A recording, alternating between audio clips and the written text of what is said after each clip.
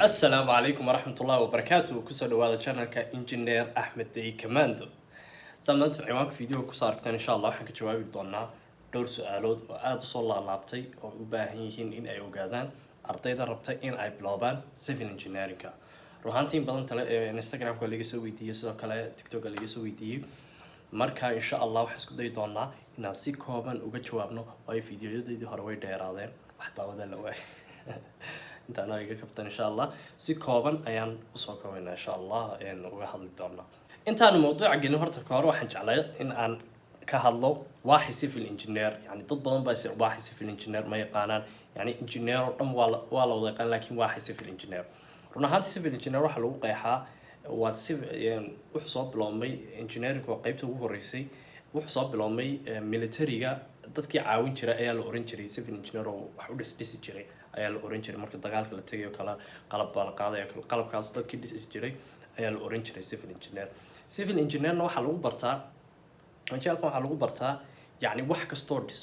dhismo uu yaraan karaa uu weynaan karaa yani marka dhismo la leeyahayna yani laba jaajuuro la isa saarayo maaha يعني dhismayaashii kale oo sida bridges-kii oo kale wadadii marka la dhisayo kale waa loo baahan yahay dam-kii oo kale waa loo baahan yahay muxuu ahaa civil engineer sidoo kale hadda dhismo laga dhisayo badda dhexdeeda waxa soo dhan engineer waa loo baahan yahay yani markaas isagu qaybo badan buu u kala baxbaxaa qaybo badan oo yani lagu sii takhasusaa jira laakiin marka ugu horeysa wax dhawaan la wada dhigtaa yani si common ahaan baa koowaad waxa weeyaan maxaa la iga baahan yahay inta aanan biloobin civil engineering oo aan yani jaamacadda gelin course ka hor in aan maxay yaqaano in aan maxay ku fiicanahay taas waa mid talabaadna waxaan ka hadli doonaa insha Allah qaybaha uu u kala baxo civil engineering marka la galo course waa lagu khalkhalaa waayo waa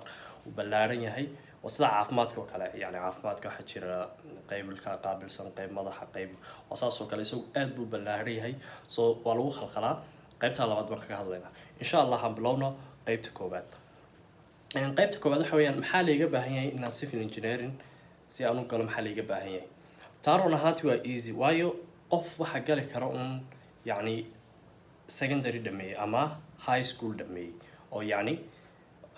haddaad primary kasoo boodid oo toos u gashid yani course very high ku adkaanaysa aad bay kugu adkaanaysaa waayo waxyaabo badan ayaa la xiriiro sanadgeeda lagu dhigto ayaa lagaaga baahan yahay inaad taqaanid ta koobaad waxa weeyaan waa xisaabta yani maatisti run ahaantii maatist qof oranay maatist kuma fiicna afar uge ma karayo taas waa easy yani ma inaad xariif ku noqotid macnuhu ma inaad xariif ku noqotid yani maatista oo zaid u taqaanid just waa inaad yani wax ka taqaanid yani ruleska xisaabta trigonometry-ga geometry-ga algebra waxaas oo dhan waa inaad wax ka taqaanid oo yani ruleska taqaanid talabaadna waxa weeyaan waa inaad physics-ka waxoogaa ka taqaanid sida muxuu ahaa force-yadii oo kale yani awoodihii oo kale accelerate waxaas oo dhan waa inaad waxoogaa ka taqaanid yani muhiimad waa dadaalkaaga markaad gashid course-ka laakiin waa inaad waxoogaa waxyaabo ku anfacaya hadhow taqaanid oo yani wixin baa sii ballaaranaya labadaas weeyaan muhiimaduna maaha in yani xisaabta aad zaaid xariif u tihid saa hore usoo sheegay inaad zaaid xariif u tihid oo yani dad badan baa su-aalaha soo weydiiyo oo yidhaaha engineer ka waran xisaabna kumana fiicni engineerna waa raba inaad barto iskuma xidhno laakiin waa inaad wax ka taqaani haddaan qaybaha civil engineering waxoogaa ka hadalno waxaa ugu horeeya qaybta la yidhaaho structure engineering oo ah qaybta lagu barto dhismayaasha waaweyn waxayna qabtaan yani gurigii internet la dhisin ka hor ayaa taxadirkiisa lasoo sameeyaa waxa la sameeyaa wax analysis la yidhaaho oo waa laga sii baarandaga yani inta uu noqonayo columnka size-kiisu inta uu noqonayo waxaas oo dhan ayay u qaabilsan yihiin sidoo kale waa inay goobjoog ahaadaan markuu dhismuhu socdo waa inay goobjoog ahaadaan qaybtaas la yidhahdo yani waa structure-ka guud qaybta labaad waxaa la yidhahdaa geotechnicalku waxa weeyaan waa qaybta la xiriidha waxa dhisma laga dhisayo dhulka hoostiisa oo kale sida ciidii oo kale for example oo kale marka la dhisayo muxuu ahaa dhismo laga dhisayo meel waxa loo baahan yahay geotechnical yani eega meeshan dhismaha laga dhisayo ma wuxuu ku yahay suitable oo muu ku wacan yahay in laga dhiso mise uma fiican waxaas oo dhan waa loo baahan yahay geotechnicalkaas waa qaybta la xiriidha dhismayaasha qaabkaas oo kale sidoo kale buuraha iyo marka wax laga dhisayo kale qaybahaas oo dhan ayay la xidhiidhaa. Sidoo kale dhaamamka oo kale daamiska oo kale biyo xireenada waaweyn kanaalada marka la furay qaybtaasna waa qaybtaas. Qaybta saddexaad oo ah transportation sababta qaani waa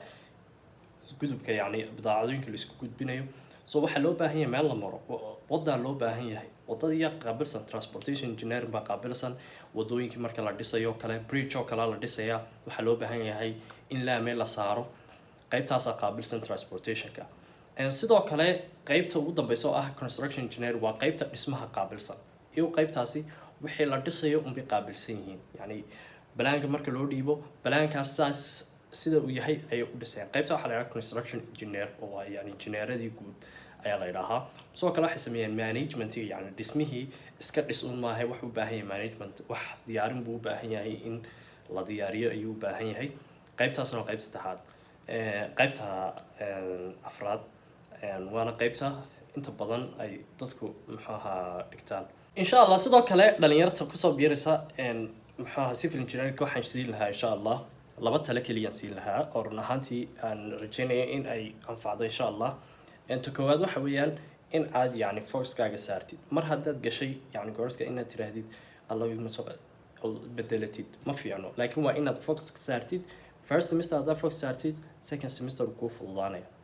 Sidoo kale way isku xidhxidhan yihiin koorsiyada qaar waxaad arkaysaa iyadoo le 1 2 3 way isku xidhxidhan yihiin. So taladeeda koowaad waxa weeyaan sanadka ugu horeeya focus saar oo yacni wax kasta fahan kadib insha Allah sanadada kalena uu ku fududaanaya. Talabaad insha Allah aan oran lahaa mar haddaad bilowday oo yacni course-kii gashay oo aad qabanaysid ba yacni muxuu ahaa casharadii aad dhiganaysid